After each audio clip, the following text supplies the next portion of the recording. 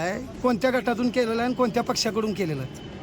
जवळा जिल्हा परिषद गटातून उमेदवारी अर्ज दाखल केलेला आहे आणि तो राष्ट्रवादी काँग्रेस पार्टी अजितदादा गटातून केलेला आहे. आणि तुमची सध्या तालुका चर्चेची हे चर्चा आज आता एका 2 मिनिटापूर्वी बंद झाली असायला पाहिजे होती की जवळा जिल्हा परिषद गटातून अर्ज दाखल केल्यानंतर चुपडी गटाचा विषय येतोय कुठं. बरं, आता तुमची युती आहे का कोणासोबत सोबत काय काय? जर येणाऱ्या 2-3 दिवसामध्ये किंवा 27 तारखेपर्यंत ज्यांना आम्हाला घेऊ वाटतंय बरोबर त्यांनी आम्हाला घेतलं तर आम्ही कुणाबरोबर पण जायला तयार आहे. कारण आमचं पाठीमागच्या विधानसभेच्या वेळेला आम्ही आमच्या राजकीय भवितव्यासाठी विद्यमान आमदार असणारे डॉक्टर बाबासाहेब देशमुख यांना आम्ही पाठिंबा दिलता आणि जे विधानसभेला पाठिंबा देण्यापाठी मागचा उद्देशच असा होता की जिल्हा परिषद पंचायत समितीच्या वेळेला आम्हाला त्यांच्यासोबत त्यांनी आम्हाला बरोबर घ्यावं ही अशी आमची इच्छा होती त्यावेळेला. जवळा जिल्हा परिषद गटात तुमचा विकास तर झालेला आहे, मात्र आता नवीन ध्येय धोरण काय असणार आहे विकासाचं तुमचं आता सध्या? विकासाच्या बाबतीत बोलायचं झालं तर मी गेले पाठीमागच्या टर्ममध्ये 5 वर्ष आणि निवडणुकीचा कार्यकाळ संपून 4 वर्ष मी 9 वर्ष कार्यकाळ भोगला आहे. जिल्हा परिषदच्या माध्यमातून जिल्हा परिषदच्या निधीतून मी माझ्या एकतपूर जिल्हा परिषद गटाचा जो विकास झाला आहे तोच विकास येणाऱ्या काळामध्ये जवळा जिल्हा परिषद गटाचा करेन हाच विजन माझ्यासमोर डोळ्यापुढे ठेवून आज मी जिल्हा परिषदची उमेदवारी करतोय. मालक महायुतीचा तुमचा पक्ष घटक असताना सुद्धा तुम्ही स्वतंत्र का लढताय, महायुतीत का लढत नाही? कसं आहे या तालुक्यामध्ये राजकारण तुम्हाला माहीत आहे कुणाभोवती फिरतंय. तर जरी महायुतीमध्ये किंवा सत्तेतला जरी अजितदादाचा पक्ष असेल तरी पण आम्ही लोक बाबा ह्या सर्वसामान्य जनतेचं जे काय भलं करून चाहतोय ते ह्या लोकांना पसंत नाही किंवा माझ्यासारखा सर्वसामान्य माणूस आज राष्ट्रवादी तालुका अध्यक्ष झाला, या अध्यक्ष होऊन परत जिल्हा परिषद सदस्य होऊन पुढं काहीतरी राजकारणामध्ये आणखीन त्याचं नाव मोठं होईल या गोष्टीपोटी आम्हाला महायुतीतले काही घटक पक्ष आम्हाला सोबत घेत नाही. बरं, किती गटातून लढणार आहे आता? आम्ही आता जिल्हा परिषद 7 गटातून आणि पंचायत समिती 14 असे 21 जागा लढणार. हो, दोन्ही राष्ट्रवादी एकत्र असणार आहे. जवळा जिल्हा परिषद गटातील नागरिकांना काय आव्हान करायला आपण आता?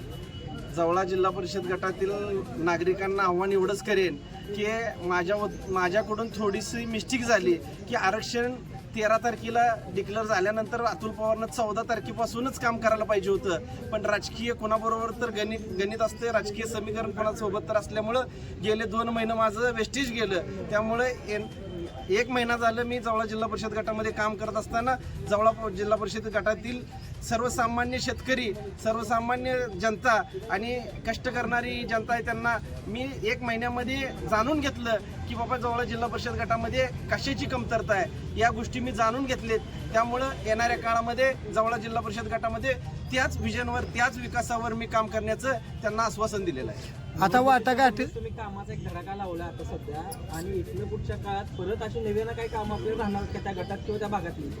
मी अगदी तुम्हाला प्रामाणिकपणे सांगतो तुमच्या माध्यमातून की जिल्हा परिषद असो, पंचायत समिती असो किंवा अन्य कुठल्याही निवडणुकीमध्ये लोकप्रतिनिधी होत असताना इथून पुढच्या काळामध्ये या सांगोल तालुक्यातील जनतेनं इथून पुढच्या काळात या जनतेनं फुकट कुणाला पुढारी होऊ द्यायचं नाही ही माझं धोरण आहे आणि ही माझा विचार आहेत की मी गेल्या 9 वर्षापूर्वी जिल्हा परिषदची निवडणूक करत असताना एकतपूर जिल्हा परिषद गटामध्ये मी अगदी 100%च विकास केला म्हणणारातला मी नाही. पण मी ज्या एकतपूर जिल्हा परिषद गटामध्ये काम करत असताना ज्या गटामध्ये 78 रोडला मुर्मीकरण केलं त्या 78 रोडमध्ये जवळजवळ 75 ते 80% रोडला मी डांबरीकरण करण्याचं काम केलं.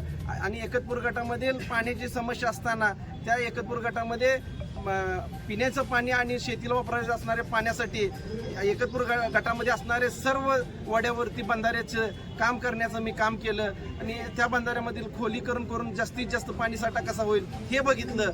आणि त्याबरोबर 9 वर्षापूर्वी एकतपूर जिल्हा परिषद गटामध्ये निवडणूक करत असताना त्या गटातील वाड्या वस्त्यावरती लाईट नव्हती.